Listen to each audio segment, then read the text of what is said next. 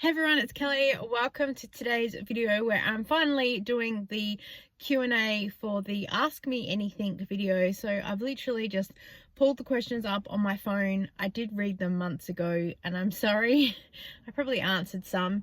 I think for most of this I just wrote good question. So I'll see if I can edit and put it up on screen, but if not, I'll talk to you guys. So Tracy is asking, what age are my children, boy, girl, etc. So my daughter is Kira. She is 23 and I have a son, Scott, who is 20. I still say the children because it's just habit. I don't see them moving out anytime soon, which I'm perfectly fine with. I really want to have my babies at home as much as possible. Plus, I think with the cost of living crisis right now, it's just not safe for them to be out there. They're both pretty smart, but I just think stay home. I love looking after everyone. I don't think age is a number. And so they're my babies, what can I say? And I love looking after everyone in the house. She also asks if I have a store preference for prices, stock, etc. I really love Coles. I'm a Coles girl, probably because I get pretty good Flybuys offers, but I find they do the best markdowns for some pantry stuff and some meat. I find Woolworths do better meat markdowns. And then Foodland I really like here in South Australia too, because I find that, again, have really good markdowns.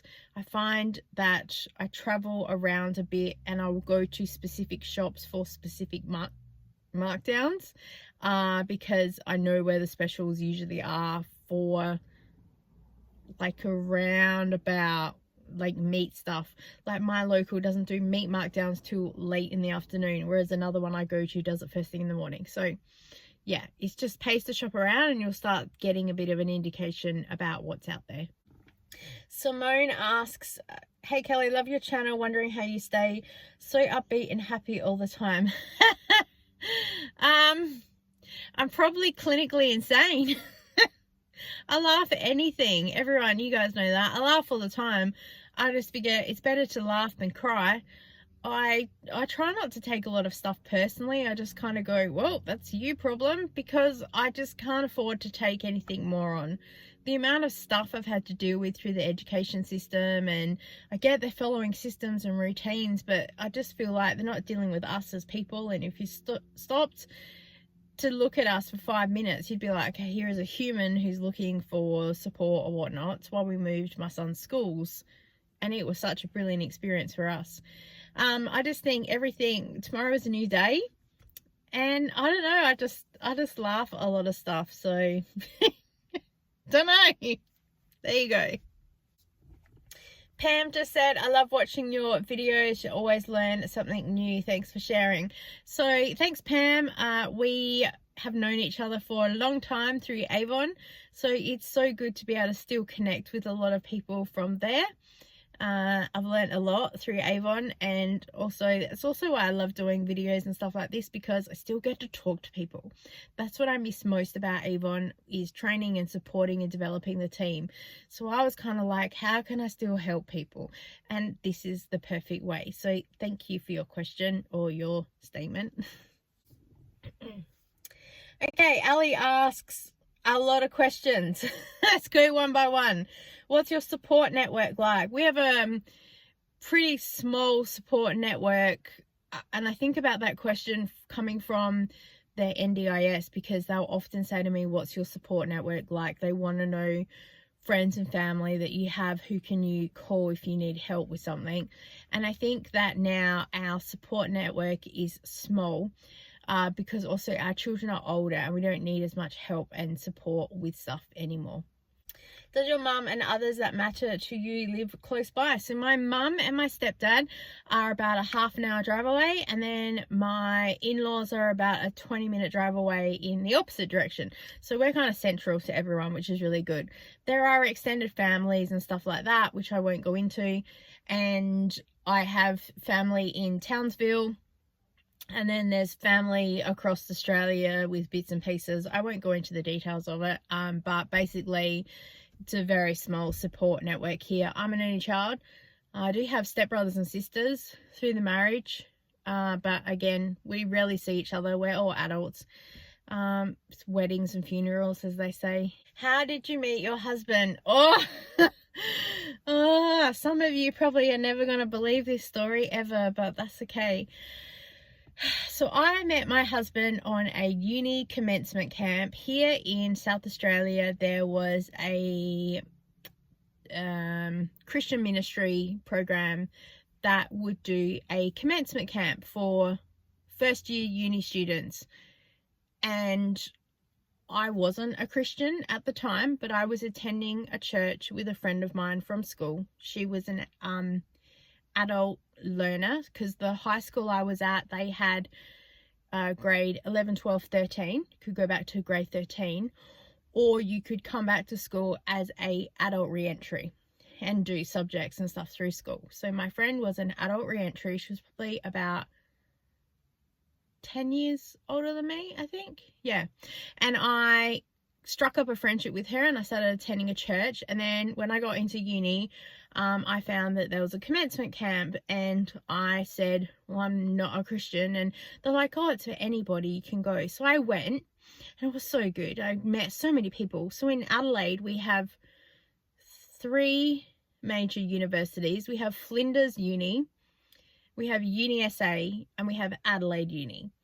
And Flinders is a standalone uni, Adelaide is a standalone uni, but Uni SA has a whole lot of different campuses. So there's City East, City West, Underdale at the time where I went to do nursing. It's no longer there. It's now a retirement village, and right across the road is a funeral parlour.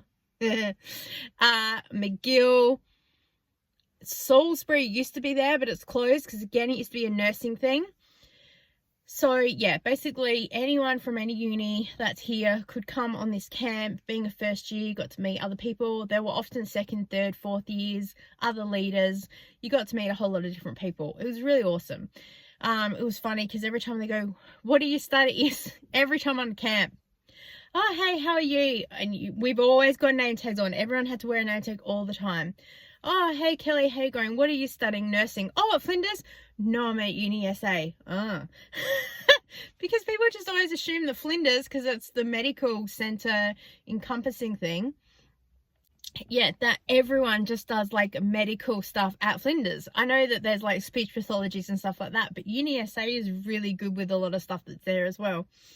Anyway, I think it was like a 3 or maybe 4 day camp. I don't remember. Anyway, we had our Saturday morning, we had a like morning reflection or whatever else, and then we have a like private reflection time, and then there was like a lunch, morning tea or what, I don't know. And I went back to reflection time, and I just really felt a calling to accept Jesus into my life, and I was like, yep, I think I'm ready to make the commitment. It was just a private personal moment that I had. And I said, however, because you've got to have an ultimatum, however, you will send me someone to walk the journey with me. Good friend, whatever. Wasn't thinking relationship at all. Was just thinking like a really good friend. Because I don't know enough. I don't know how things work, and yeah, whatever. And amen, thank you very much. 2 minutes later, walked up to the main hall to get morning tea or whatnot, and there was a guy there, Paul, who's a good friend, family friend of ours, who was like one of the leaders. He's like 2nd or 3rd year or something, and he was always talking to people. He was like one of the group leaders for other stuff. And he said to me, hey Kelly, meet my friend Jeremy. And I was like, oh, hey, how you going? And we just became instant friends. And Jeremy then went home on the Sunday night and said to his mother, I've just met the woman I'm about to marry. And then 3 days later, he asked me to marry him. And I was like, sure. Because I just felt that it was the right thing to do. But we kept it very hush-hush because I said, I can't tell my mother because she's just going to assume that I'm pregnant or something. Like, nothing of that was happening back in the day. But, like, hello, this is probably the most weirdest thing you've ever heard in your life. All of Jeremy's friends and that were not like, we believe it totally. And so his mum told that story, that he came home from camp and said to his mum, I've met the woman I'm about to marry. And so they were very keen to meet me.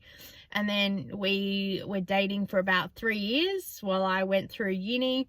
And then we got to the end of uni and we got married and basically started a family straight away. So yes, a little bit oh my gosh for people who hear the story. But, and you know what the thing is, and this blows me away to this day, the church pastor that we used to go to, we no longer attend church, long story, we're just busy. He stood up at the sermon one day and he kind of looked at us and said, I've only ever met one couple that honestly said to me they truly believe that God put them together. And everyone pretty much turned and looked at us. And now I think that my husband and I are pretty much like best friends. Like, we are quite two independent people, but together we are a very strong team. So do not challenge us because you're not going to come off very well. What one lacks in confidence or strength, the other has. And so we are a very strong, dynamic team. Absolutely. Do you have a passport and have you been overseas? Yes, I do have a passport. It's probably about to expire. I've used it once and they don't even stamp the book if you don't go like big overseas. They just scan it to a computer and I was like, I want a stamp. And they're like, we don't do that. And I'm like, oh my gosh.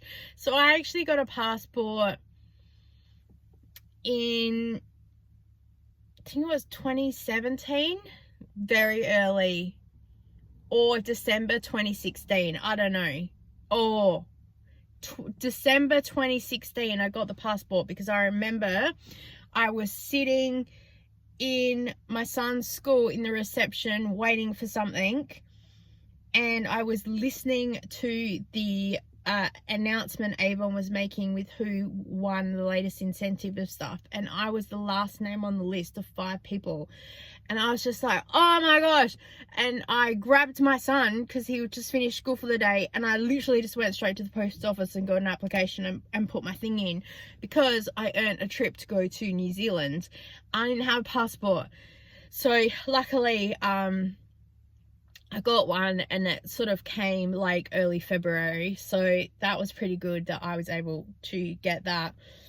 And then so I got to go to New Zealand for my birthday because it was on the birthday weekend. So I was so excited, and yeah, that was amazing. And I've never used my passport since. I would love to travel to France. I'd love to go to America. I'd love to meet some of my Avon people in America. I call Molly my Avon mama. She's a friend that I met on YouTube, and then I talked to her in real life, and just travel and just see a few things. I'm not a huge traveler, but there are just some specific things that I'd love to see and do. Are you an early bird? Nope. I am an exhausted pigeon. No, I am a massive night owl. I can stay up till like 2 o'clock in the morning because it's dead quiet and I can get a lot of stuff done. I tried doing that whole get up at 6 a.m. and I found I was just exhausted by 3 p.m. It's just not who I am. I did it a lot in my last big year of Avon. Oh, sorry, I've got the yawns today. And I just found that I wasn't getting much more done. I'd get like half an hour more work done than anything else. So it wasn't really a big thing to me. And being so exhausted by 3 o'clock in the afternoon just wasn't worth it to me. So then I just worked out how to work smarter and not harder. Do your kids drive? No. Apparently, Kira said she never wants to drive. She's never been in a car accident or anything like that, so I don't know what it is, but I think she's just scared of driving. And everywhere we go is in with walking distance or public transport. So, and yeah, I didn't start driving till I was 26 because where I grew up, it was always public transport or we walked everywhere. And so I really only sort of started driving once I had children because I started needing to do things with a car. Scott really wants to learn to drive, but we were just trying to get through school to start with. And one of his goals for NDIS is to learn to drive. And I think that logically he could pass that test within 2 seconds. But I think his anxiety getting behind the wheel would just rock him a little bit. And also for the past year, like this year with his gap year being home and sort of the year before, I wish that we'd sort of done it a couple of years ago when we had all that driving backwards and forwards to school, because it would have given him a lot of hours to log it up. But he reckons that he doesn't want to drive my car. I'm like, dude. Yeah, then he just didn't really have a reason to get his license. Now that he's doing a gaming group and stuff, and some weeks he finishes early and the poor guy has to wait around for me. So I think that's now clicked back in a little bit of motivation that he might be looking at getting his license, but it's just not something I'm majorly pushing. I would panic as a parent, just to be honest. I worry that his anxiety would get the better of him driving, but I think it's a learnt skill like anything, isn't it? So we'll see when we get there. What is your favorite op shop? I really love Savers. I think I've just got everything in there, and I think it's laid out really well. It's very clean. It's very open as well. I like some salvo stores. I like some little church op shops. I like the small little thrift stores because you can go in there and usually find some craft stuff and bits and pieces like that. The people are basically just cleaning out their house. So I think that if it's something also that supports a charity directly, I really like those as well. KW asks, how did you adapt to living with neurodivergent family members? Do you have much support, or what, if anything, would you do differently? So how do we adapt? We just kind of live life as it is, and I just kind of block out the world in some aspects. I just kind of think, I don't worry about other people's opinions. You don't live with us. Your opinion doesn't count. You don't pay the bills, so it's not worth anything. I didn't ask for your opinion. Yeah, not to you guys. I'm just talking about when people go, why do you do this thing? That's not what society should be doing or what research tells us. Good on them. Again, just laughing it off because I'm like, whatever. You don't live here. You don't get it. I think we've adapted quite well. I've always known there was something different with my son. Even from the minute he was born, even when he was in utero, he barely moved. I was constantly like, I haven't felt him move for 3 or 4 days. And they were like, oh, okay. Because I was going in for weekly checks by the end of like 34 weeks because I was just like, he's just not moving. And they're like, no, he's healthy. It's not a problem. And then when he was born, like he would sleep for hours on end, and he was always having, being unsettled with me. But the minute that a male held him, like he was off to sleep. Had a lot of trouble feeding, latching on.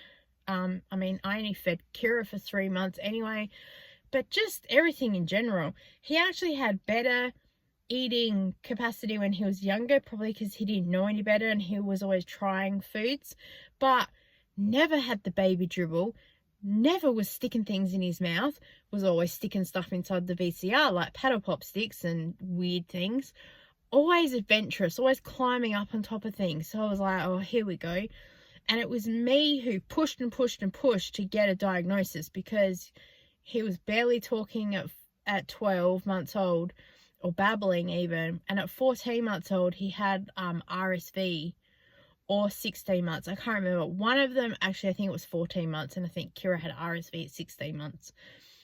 And he would just started going backwards in milestones. And he would sit there in the hospital bed with this like 18-piece puzzle.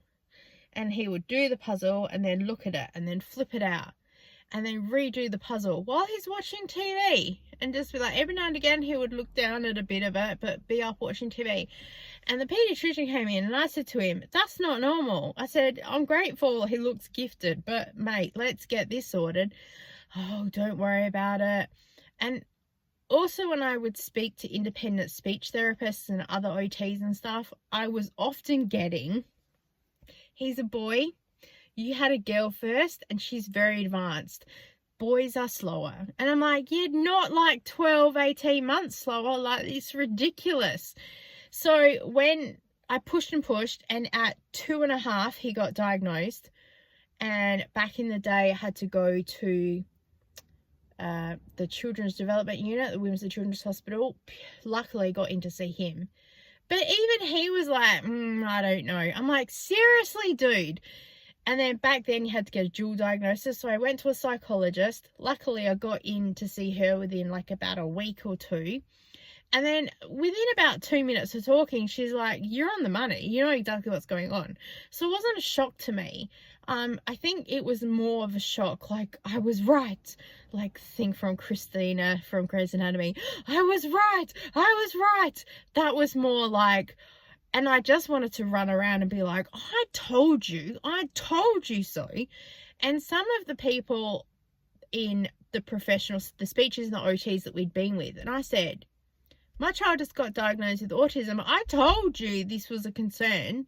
And a few of them went, yeah, we figured, but we didn't want to say anything. I'm like, is it not your job as a professional to go, look, if you're that concerned, feel free to go and see someone, see a second opinion, whatever. No, you'll patronize me saying, calm down, you had a girl first, you got a boy, they're a lot slower. They'll speak when they want, they'll eat when they want, don't worry about it. And yeah, when I turn around and said, this is what I've done, you're like, oh, we knew.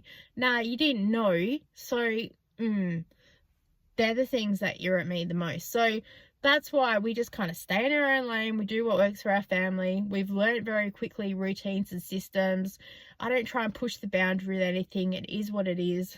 Sometimes that means I take a back seat with a lot of stuff. That's why I like to keep busy and be independent, because I do things.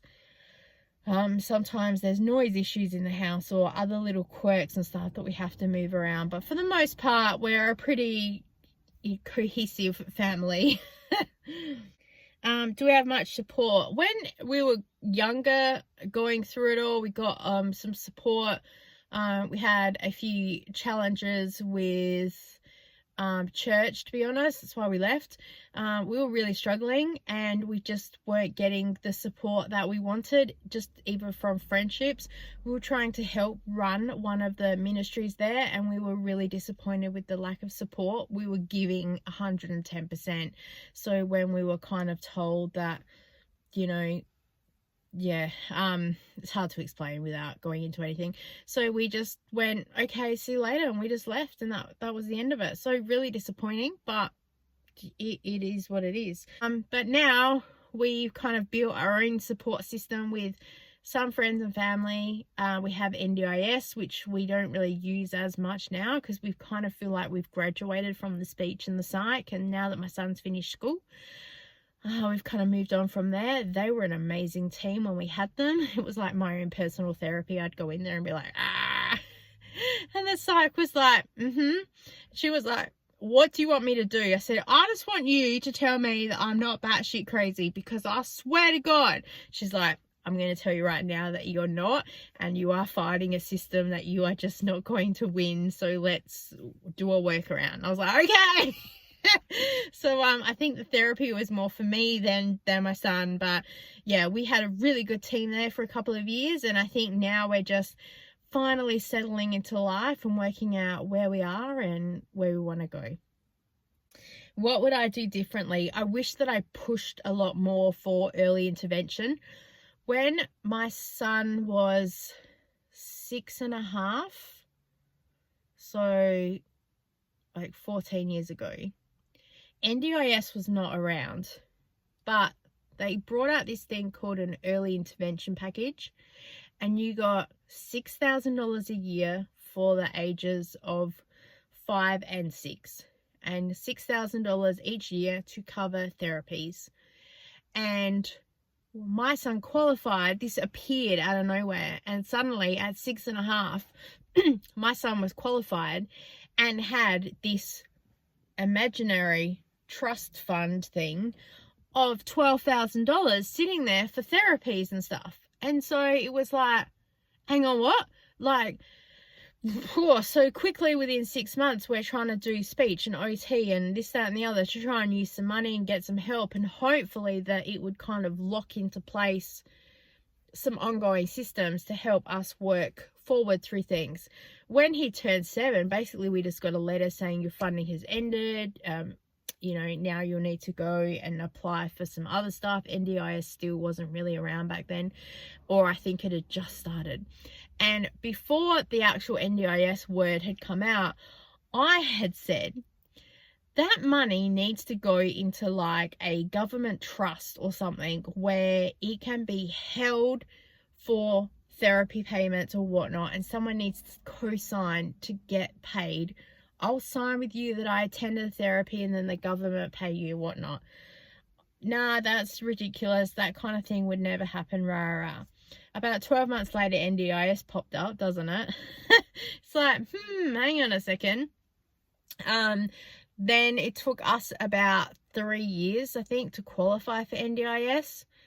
And then when we did get NDIS, the first year, we spent a whole year on a waiting list trying to get therapies and whatnot. And I had to go to a board with like 4 or 5 people and explain to them why I haven't used any NDIS funding in a year. And I was like, I'm on waiting lists, so I don't have an opportunity to go to anything. They're like, okay, that's fine. So then I started doubling down, and I started massively just ringing places. And what I would do is I would Google like speech therapist Norwood, speech therapist Christie's Beach, speech therapist, like all the places I was willing to travel, and to find a speechy, a psychologist, etc. Because we have an autism mums group on Facebook, but I'm finding that when people say, who do you know or who do you recommend, it's the same people that people recommend all the time, and their waiting lists are huge. So I just went independent and started massively ringing places.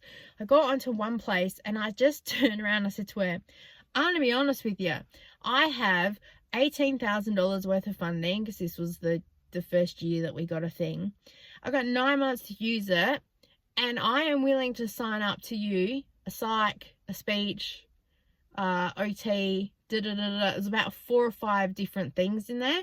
There was like a feeding therapy thing, there was a play coordinator thing, music, and so then they kind of pushed us through as a client because we were willing to like basically do a whole lot of therapy and stuff with them, and it was really good.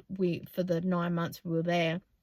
Then we petered out a little bit. We dropped like the music therapy and the feeding and stuff because that was just a waste for us. But we stayed with the speechy and the OT and the psych. Psych is absolutely amazing. And it's funny because we were with her through her journey. She used to work in a government practice and then she went into basically private practice. But she was so brilliant because she worked out very quickly what Scott's special interests were and how to work around that, how to connect the Big Bang Theory with life. And it wasn't even autism focused. It was about social norms and, do you think Sheldon was right to say what he said? And why are people laughing at what he said? And why is it wrong? And so just looking at all those things. So taking away from third person. And I really think it got my son engaging. Some things he was like, I don't know. She was like, cool, that's really good because you shouldn't know that or you shouldn't understand that. It just felt thank goodness to have someone logical who could understand how to treat us like a person as well and not just a case study. Basic white male. Hey, how you going? What's your family's favorite meal that you make / cook? Probably my daughter and I enjoy the chicken risotto that we make the most. My husband probably likes roast potatoes the most ever. Like if I do a roast, then I have to have a whole pile of mashed potatoes. My son loves chicken nuggets and chips. I think it wouldn't matter who made it for him. He really likes that. I think everyone likes the pizza that I make. I think that pretty much everything I make in the house is everyone's favorite because it's food and someone else cooked it. And I'm really happy that we're at that position now because basically, you know, we just have the system and the routine down pat.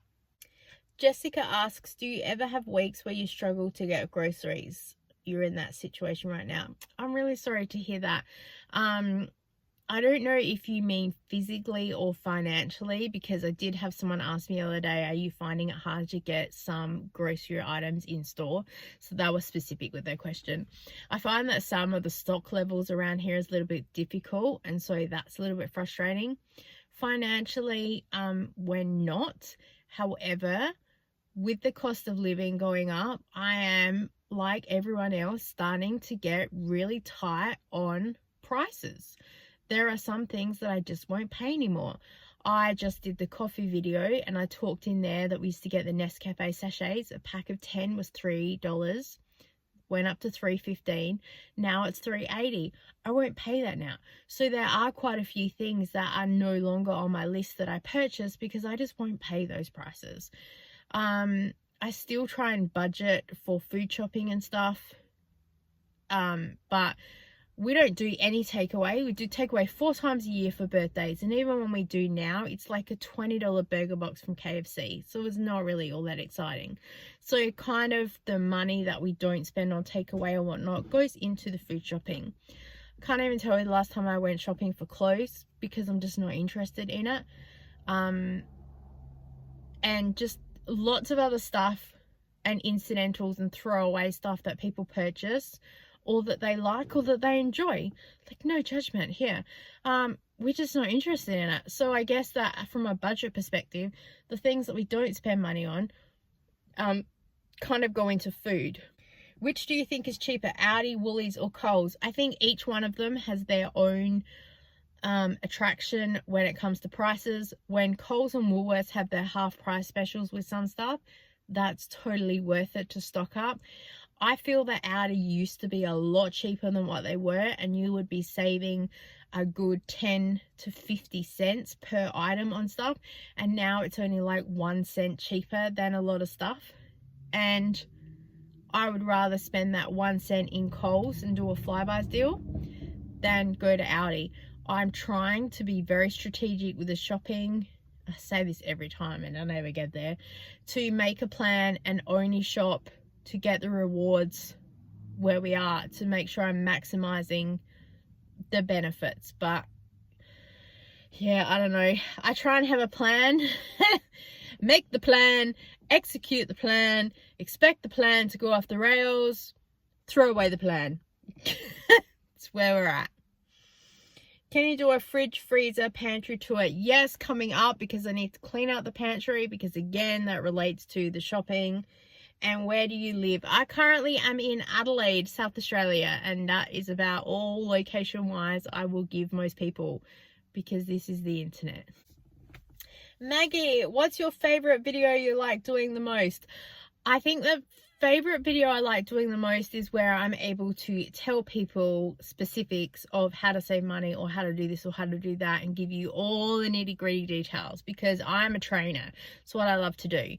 But the thing is that people just don't seem to get into those videos as much. I don't know whether it's a attention span thing. I don't know. Like, I talked about the Coles gift card thing that they had in the promo, and I was like, this is what you'll pay, this is the discount, this is how it works. I had a few people go, oh my gosh, amazing, thank you so much. And other things, I really like to be detailed with it, but I just find that they don't hit as well. I find that my cleaning videos are doing really well, which is weird, because I kind of think, like, who wants to watch someone clean? But people do. I watch people clean. I don't know what I'm talking about, but still, yeah, I don't know. Some videos do better than others, which is a total surprise. I'm not always expecting it. And then some videos that I think, I've got this, it's gonna go, just is a flop. So I just enjoy doing anything. I enjoy doing stuff that people ask for, and that when I get the support from it, then I'm like, thank you very much. Taylor asks, what is your favorite fast food meal? So it used to be a place here in Adelaide called Cafe Primo, and there was like a chicken risotto type dish thing. The only thing is it had like spinach in it. It was a really creamy pasta type thing. My other favorite is a pasta carbonara from Faster Pasta, and I don't mind like a ultimate burger box from KFC, because I love the potato and gravy. the chips inside the potato gravy and that fresh bread roll. Oh, so good. And then anything else, oh, I love Macca's. I love Macca's fries. I love a Happy Meal, a chicken snack wrap Happy Meal, or a cheeseburger Happy Meal. I don't mind. And that's about the only takeaway that we kind of eat, or that I really enjoy anyway. My hubby is a huge Hungry Jack's fan. Drives me insane. I can't handle it. They're just so, what next? Anything else? Anything? I'm like, oh, calm down. So I need to learn probably to use the app to order, because they freak me out, and they had our order wrong last time. My daughter really likes the chicken risotto thing from Cafe Primo too. It's not around anymore. And my son, yeah, he's a Macca's fan as well. He likes Hungry Jack's for the stunner deals, the burger, the chips, the drinks, and the ice cream. And we all don't mind KFC as well. And that's it. We're pretty boring people. Christy asks, if you could only pick one supermarket to use for the rest of the life, which one would it be? Coles. Just because I know what everything is and what it looks like, and I probably would just be a little bit more strategic in my shopping, and maybe shop more for markdowns, maybe not get other stuff. Yeah, I don't know. I bet my Flybuys spends would be a lot higher then. That'd be really hard, because I'd be trying to play a game with just myself and it wouldn't work. Kim asks, have you started junk journaling? Nah. That's on the I want to do it list. That's also why I'm really trying to set up a schedule and get the videos happening, so then I can massively free up time. But I think it's going to take me a couple of weeks to work really hard into a schedule, and then so I've got to put the work in now to be rewarded later. Aussie budgets. If you were stranded on an island, what 3 things would you bring? The internet. Is that a thing? Oh, I hate these type of questions, because all of a sudden I'm like, I don't know, because I don't need makeup, don't really need clothes. I'd have clothes, but I don't really need to bring extra stuff with me. I think maybe music. If I could have some music, that would be really good.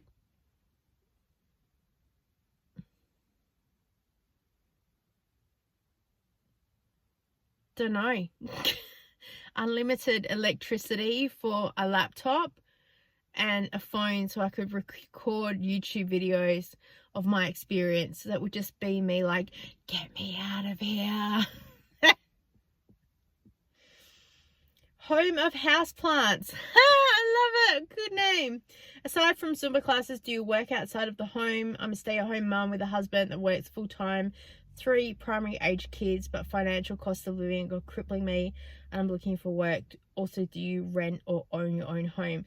So yeah, Zumba is my business, but I run it as an independent business. The income does not touch the household, so it's its own taxable income, and any savings we get from there do help contribute to any like house updates we want, but we don't rely on that money coming in. And then basically the money that's there is an additional savings for anything outside of the budget that we want.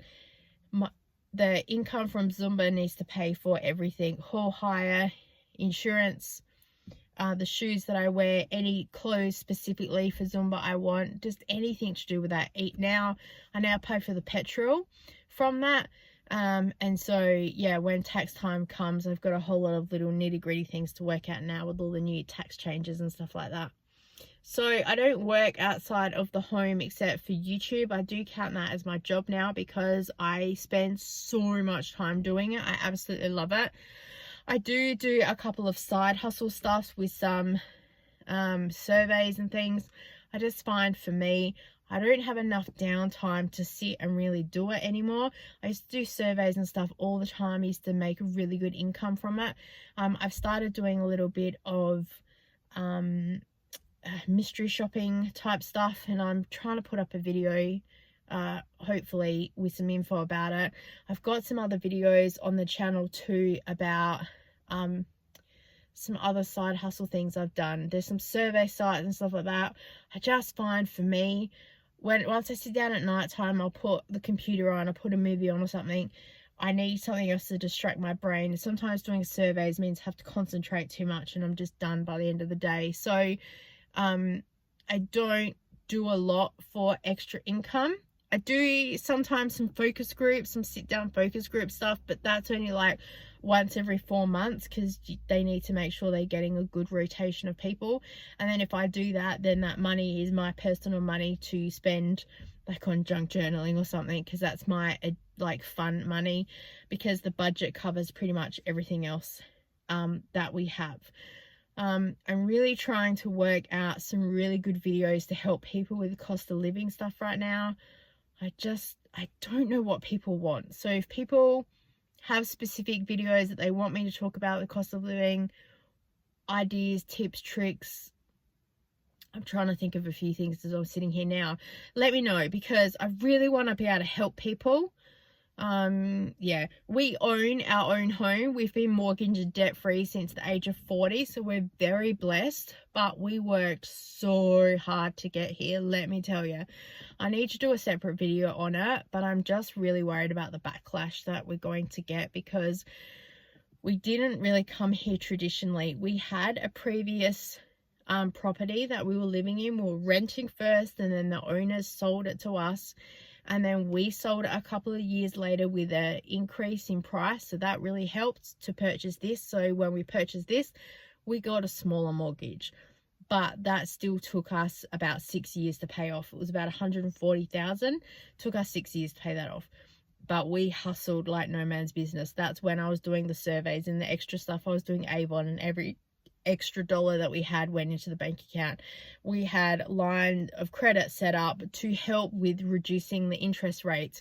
We were at the bank like every 12 months looking at basically ways to hustle and, you know, credit card churning and a whole lot of different stuff. So for sort of the past 3 years before we massively paid off the mortgage, like nose to the grindstone, we were doing nearly every mortal thing we could to pay off the debt. And we worked so hard that even the bank said to us, you know, you've worked as hard as probably what someone doing a 10-15 year mortgage would in like 3 years. So we did, I think we paid a little fee for like an early exit, but totally worth it for us.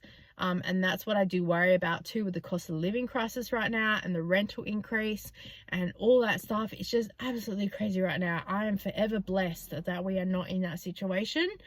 And I worry for children and the future, and even the current people right now going through it, because it's just terrifying. It's just crazy.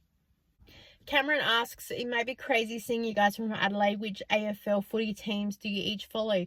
We don't follow the football at all. I wouldn't even know a footballer if I tripped over one, and I have. I was at a function with some people one day, and we were waiting to go into this room, and all of these guys started streaming out of the room, and my friend next to me was going, oh my god, and I'm like, what is your problem? She's like, oh my god, it's Matthew Primus. And I go, who? She's like, Matthew Primus, he's in Port Power. Oh my god. And I went, okay. And then this guy walked out, and I went, that guy looks like that Mark Choco Williams from Port Power. And he went to me, hey, how you going? And stuck his hand out and shook my hand. And I shook it, and I thought, oh, he's having a laugh.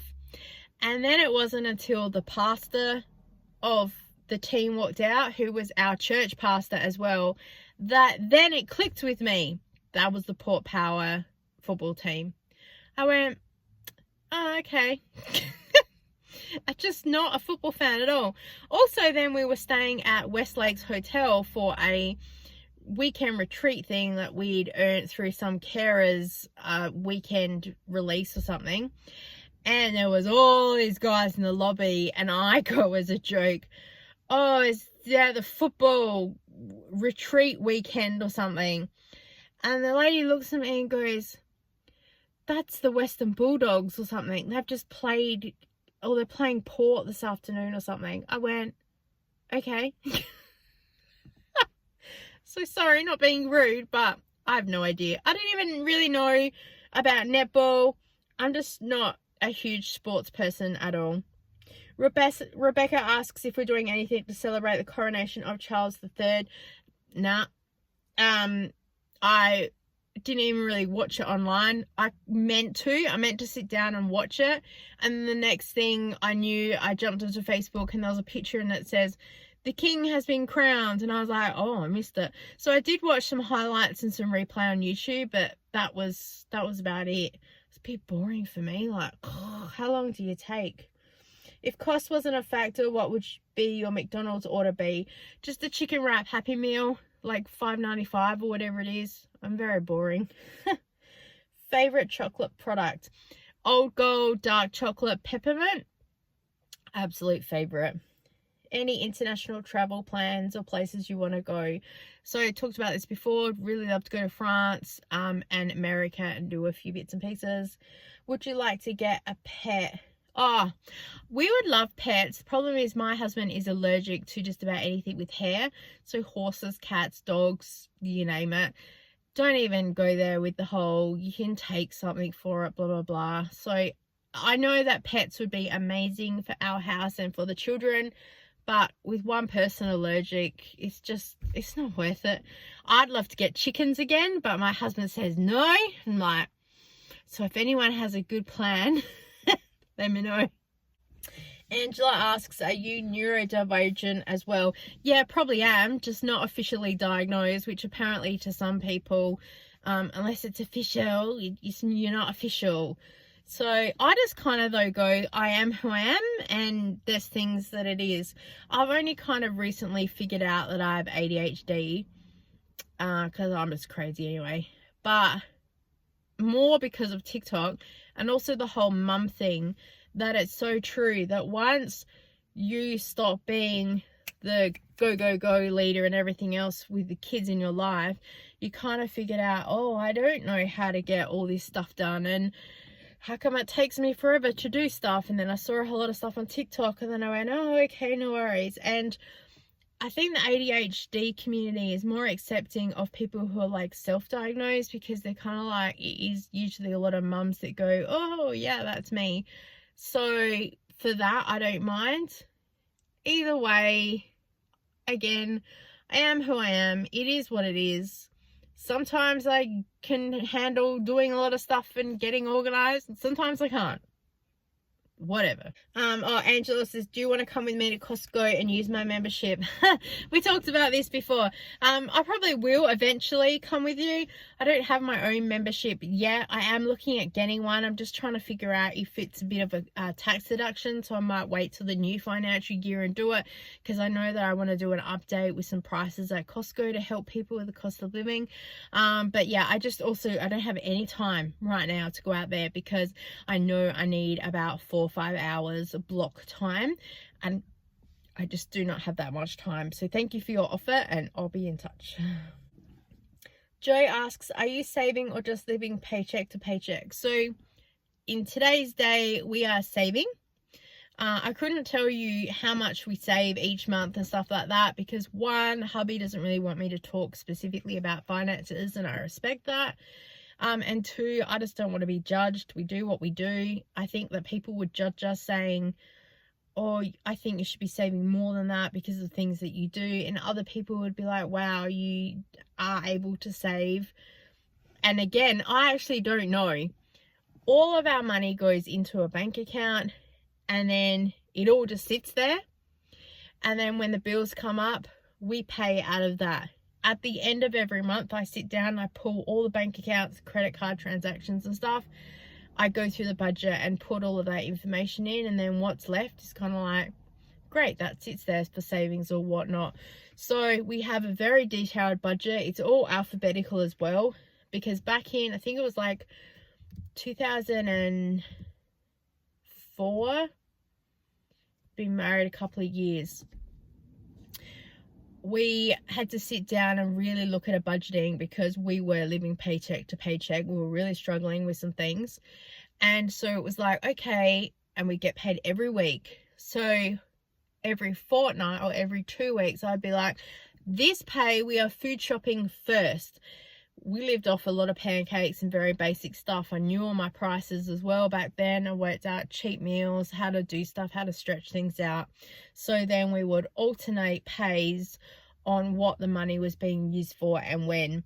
We've had a credit card since the day we got married because hubby needed it for work when we first got married, because ordering the stuff online, you had to have a credit card back then. There wasn't all the gift cards and the bits and pieces back then. So we got that, but we've always paid it off every single month. That's always been one of those, this is what you need to do. So we've never been in debt really like that. The only debt we've really had is the house, and we also had a couple of things to pay off because we bought a couch not long after we got married. We had to do that on finance. We had also got like a washing machine and dryer.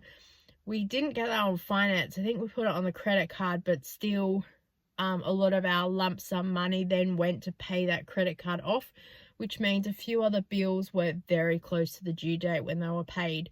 I used to do cash budgeting back then too, because I physically needed to see money and see how it worked, because I couldn't figure it all out on pen and paper. And then slowly we transitioned into digital. I love doing budget stuff. I love breaking it all down, looking at what the spending is and stuff like that. I know that we spend probably more money in food, like I've talked about, than other people do. However, like, there is a clothing budget. I will be lucky if we've spent $20 this year in it. There is like money set aside for business or work expenses when it comes to my hubby. I don't think we've really touched that this year. So there's just little things like that. We have budgets allocated for like every mortal thing you can think of. Like, even in there at one point I had family, incidental, something, and then within all those categories I had broken everything down. So like, this is for postage stamps, this is for like $20, because it used to only cost $20 for like the four of us to go to a movie. This is for a movie once a fortnight. Oh, this section is for when we go wherever and we need to pay $10 cash, so that's where this goes. I had everything itemized out because I'm a very detailed oriented person. It's what I like to do. And so that works so well for us. And I must do an updated budgeting video about that, because yeah, everyone's just so different with their budgeting. I read a book ages ago by Anita Bell called Your Money, How to Pay Off Your Mortgage in 5 Years, by the woman who did it in 3. And I adopted a lot of her principles and very quickly worked out how to hustle and get some extra income and really push hard, so to be in the situation that we're in now. So yeah, that's reminded me I should get some of those videos up and going. Sonia asks, what was your first ever job? I think I have been an entrepreneur ever since I could walk. I've done a lot of stuff. Basically anything I could do to get money, I have done it. My first real job that I kind of recall, I used to help empty bins at high school after school. I got paid $2 a night, and I'd basically go around and empty all the metal garbage cans that had a lid and empty it into a big bin. And then one night, and I'm not sure if he watches this, but we are friends on YouTube, something happened and I dropped the bin and a whole lot of rubbish fell out on the ground. We didn't have any gloves that week, and there was something in there, it was just gross, and I was struggling to clean it up. He refused to help me and he left. And I did the best I could, but I had to get to wherever it was by 4 o'clock. So I was running out of time and had to go. And I had to leave a little bit of a mess there. And I had planned to come to school the next day to help clean it up. The office staff is gone. There's no one there to kind of help me or say anything whenever. And I basically came into the office the next day to say, look, I'm really sorry, there's some rubbish left there, And they basically went, yep, that's not a problem. However, we're letting you go and we're bringing in some new people. And I was like, okay. So yeah, I did that job for like about a year, and it wasn't a lot of money, but it was something, and I was really proud of that job until, yeah, I got fired. And I've often done just little jobs. I think the next major side hustle entrepreneur thing I was doing was at uni. I was typing up all of my lecture notes and then I was selling them for like $3 because I took really good notes at uni, and then I typed them all up and then people would buy them from me, so that was really good. I'd probably make about $20 a week. I often typed up people's assignments as well, so I'd make $30 per assignment that I typed up. I'm a really fast typer, and so I had little jobs like that. I was doing Avon back at uni as well, so that was some extra income. I've delivered junk mail as well. I've done home care catalogs. It was like the same Avon door-to-door sales, but home care type products, like just anything, you know, in the house, kitchen stuff, home decoration, etc. I've always come back to Avon though. I've worked as a personal carer / support work in people's homes. I've worked in a nursing home. I've never worked officially in a hospital. I've done all my practicals because I'm a registered nurse. I never went through though and did my GMP because I was getting married and about to start a family, so I didn't go into the workforce. I'm actually a qualified dental assistant. I've worked as a dental assistant and as a oral surgeon assistant, taking out wisdom teeth and other impacted teeth and stuff like that. I've worked as standing manager in Avon. I love that job. I was like her personal assistant. She'd go away and come back. There was no work to be done. I'd done everything. I love working for other people. That's why I can't get myself organized. I can organize anybody else. Nothing else majorly comes to mind, but I always have been hustling, doing something to bring in extra money, keep busy. I love it. And it's always the odder jobs that I've done that I love. Well, I hope that this has answered all of the questions that you did have on the video. Thank you so much to everyone who put them in. I'm really sorry about the length of this video. I've stopped and started because I have yawned and sneezed and coughed and people have been outdoor yelling and I don't know. So until I edit this, I have no idea about the length of it. So I apologize if it's super long.